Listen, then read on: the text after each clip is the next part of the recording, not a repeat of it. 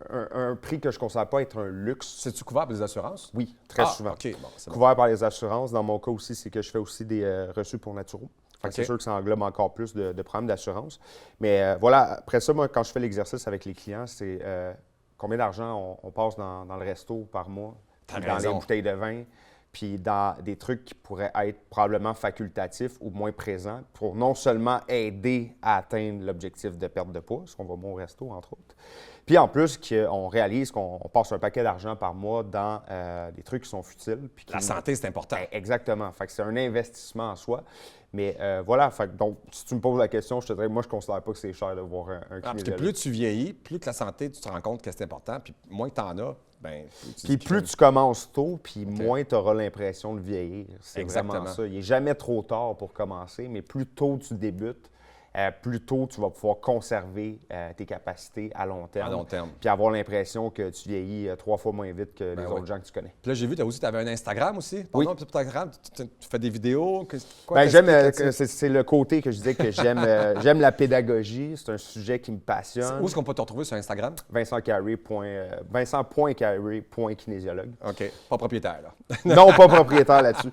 Puis non, dans le fond, la mission que je me donne sur les réseaux sociaux, c'est faire un peu le ménage dans la perception. Démystifier, tu peux le dire, c'est ça? Beaucoup, OK. parce que, en fait, c'est drôle parce que l'entraînement, la perte de poids, tout ça, c'est un milieu qui est très, très, très compétitif sur les plateformes de réseaux sociaux. Il y a énormément de gens qui en parlent. Puis, humblement, ma façon de me démarquer, c'est de ramener tout ça au gros bon sens. OK. Rester loin des mythes, rester loin des trends. Parce qu'il y a beaucoup de monde qui commence des affaires puis n'atteignent pas souvent les objectifs. Là. Ah, bien, ça, c'est malheureusement la majorité des gens qui vont tout le monde ou presque a déjà cherché un moment dans leur vie à entamer un processus de perte de poids sans succès. Puis, ben moi, ma mission, que ce soit avec le Carré Training Club ou juste avec moi personnellement ou sur mes plateformes, c'est de drastiquement augmenter le taux de succès, finalement, de la réussite. Pour pas que le monde lâche, là. Justement, Exactement. pour qu'il continue, là. Exactement. Parce que ça se passe souvent quoi, entre les deux oreilles, là. Ça se passe tout le temps. Tout le temps entre les deux oreilles. Hey, parfait. Hey, c'était un plaisir de te voir. Ça fait plaisir aussi. Vincent, écoute, c'est le fun. Puis on espère de te revoir sur nos plateaux. Puis justement, le monde, si vous voulez vous entraîner, on a un gars qu'il vous faut. Si vous avez un problème avec Vincent, propriétaire de Kinésiologue. C'est Ça bon? va me faire plaisir de vous aider avec vos objectifs. Que nous, on se retrouve dans la prochaine invité dans quelques instants. On est de retour avec Steve Lafontaine, le fondateur de Lafontaine Fitness. Comment ça va, Steve? Ça va très bien, toi, Patrick? Merci d'être venu à l'émission. Merci de l'invitation. En plus, on est un petit peu dans le même domaine, mais toi, faudrait que tu nous expliques aujourd'hui exactement qu'est-ce que tu fais. Bon, nous, dans le fond, exactement, c'est qu'on est des créateurs de gym. Des créateurs de gym. Des créateurs de Tu crées gym. des gyms? Explique-moi. On crée des gyms, que ce soit en entreprise ou pour les particuliers, monsieur, madame, tout le monde qui veulent se créer un petit espace d'entraînement. Donc, nous, on les aide à se créer un espace d'entraînement. OK. Ça veut dire que, mettons, moi, j'ai une entreprise, puis je dis, écoute, je vais savoir un gym pour mes employés. Donc, je t'appelle. Donc, tu crées, mettons, j'ai un espace de 500 ou 1000 pieds carrés. Tu mets les équipements là-dedans. Tu fais C'est quoi? en plein ça. Dans un premier temps, on rencontre le client. On rencontre le gestionnaire de l'entreprise. C'est quoi ses besoins? C'est quoi ses objectifs? Puis par la suite, mais on s'occupe de ce client-là de A à Z. On commence, on évalue les besoins, les objectifs, le budget. Donc, c'est toutes des choses qui sont vraiment importantes à considérer. Et une fois ça, c'est fait, et là, on rentre le designer dans l'équation, parce qu'on fait affaire avec une designer. Donc, on monte le gym. Et par la suite, mais étant donné qu'on fait aussi de la vente et de la location d'équipements de gym, donc, on choisit les équipements les plus appropriés là, pour le client. Mais ça fait longtemps que tu fais ça? Hey, écoute, j'ai été propriétaire d'un gym pendant presque 20 ans à Trois-Rivières. À Trois-Rivières? Non, tu viens de Trois-Rivières? Je viens de Trois-Rivières, c'est ça. Donc, tu es venu le matin de Trois-Rivières, dans la neige, tu es arrivé à Montréal, tu dis « Ah ouais, let's go! » Tréfluvien, Peurlaine, mais on fait l'ensemble de la province de Québec, là. OK. Mais ça fait combien de temps que tu es dans ce domaine-là exactement? Donc, tu as eu un gym? J'ai eu un gym pendant 20 ans. Et là, de la Fontaine Fitness, c'est en 2018 qu'on a fait ça. Parce qu'on a fermé le gym en 2017. OK. Et là, on a parti la Fontaine Fitness. Mais aussi, tu as des entraîneurs, maintenant que tu me parlais aussi, qui travaillent pour toi, non? Mais tu sais, quand je dis qu'on s'occupe du client de A à Z, c'est qu'on a le designer, on fait la vente à la location d'équipements d'entraînement, on fait l'installation, on fait la réparation aussi, on fait l'entretien. Parce que c'est important, une fois qu'on a mis les équipements sur place, il faut les entretenir. Ben oui. Donc là, nous, on a tout ça. Et on a l'équipe de kinésiologues aussi. J'ai 6 kinésiologues qui travaillent avec nous. Ah, tu as des kinésiologues. C'est ça. Donc, une fois qu'on a fait le gym, c'est bien beau qu'on fait le gym, qu'on installe les équipements, mais ça prend quelqu'un pour démontrer comment ça fonctionne, ces équipements. Comment bien s'entraîner. Là. Donc, toi, tu t'occupes. T'es-tu kinésiologue aussi? Ou? Non, moi, j'étais à l'époque, j'ai fait mon bac en éducation physique. Ah, OK. Et par la suite, là, ça existe encore, ça? Oui, ça existe encore. Et, actuellement, c'est la kinésiologie. OK. Mais à l'époque, c'était l'activité physique.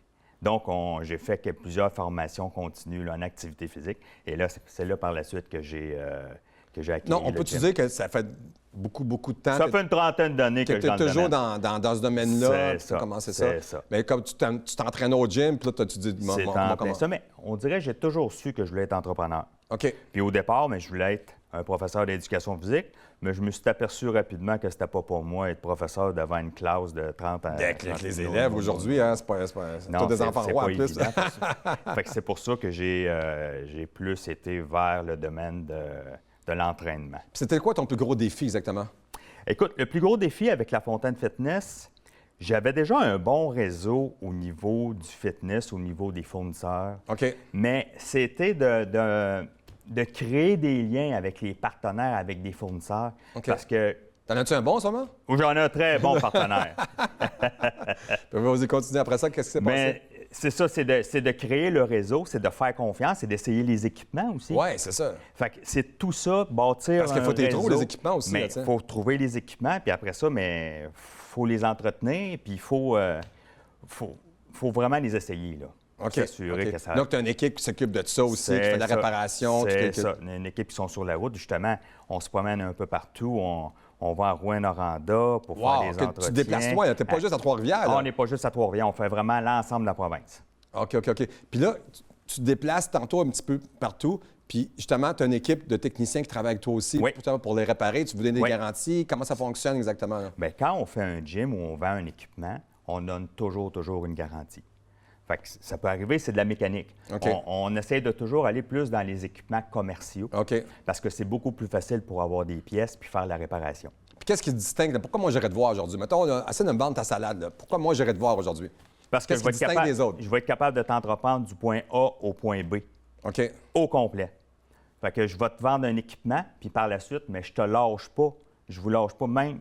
On peut aller te faire un programme d'entraînement aussi, puis on va faire l'entretien puis la réparation de ton équipement. OK, parce que j'ai vu aussi, tu as des bons commentaires sur tu as gagné un prix, je pense. Oui, choix du consommateur 2025 en Mauricie. Donc, on était très fiers de ça là, pour la vente et la location d'équipements. Ça veut dire quoi? Ça veut dire que là, c'est un genre de concours? C'est exactement c'est quoi? C'est un genre de concours, puis ils ont répertorié des entreprises dans mon domaine. OK. Là, bien, ils ont fait des appels, puis on est sorti vraiment gagnant de ce secteur-là. Parce que c'est important aujourd'hui.